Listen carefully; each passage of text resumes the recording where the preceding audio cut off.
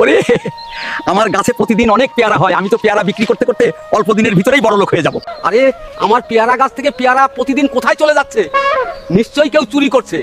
এখান থেকে লুকিয়ে লুকিয়ে দেখতে হবে কে আমার পেয়ারা চুরি করে নিয়ে যায় আজকে। ওই চোরকে আজ হাতে নাতে ধরবো। আশেপাশে কোথাও তো দাদুকে দেখছি না, এই সুযোগে পেয়ারাগুলো নিয়ে পালিয়ে যায়।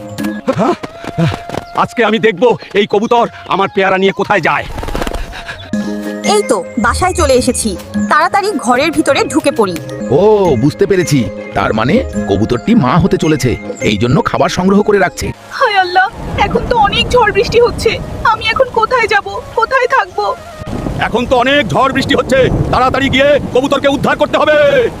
কবুতর বন্ধু, আজ থেকে তুমি আমার সাথেই থাকবে, ঠিক আছে? চলো আমার বাড়িতেই চলো। আরে কবুতর, তুমি তো অনেকগুলো ডিম পেড়েছো, তোমার ডিমগুলো দেখে আমার খুব ভালো লাগছে। দাদু দেখো দেখো, আমার কত সুন্দর সুন্দর বাচ্চা হয়েছে। দাদু তুমি কাঁদছো কেন? আমি কাঁদছি কারণ সবাই আমাদের ভিডিও দেখে, কিন্তু অনেকেই লাইক সাবস্ক্রাইব করে না।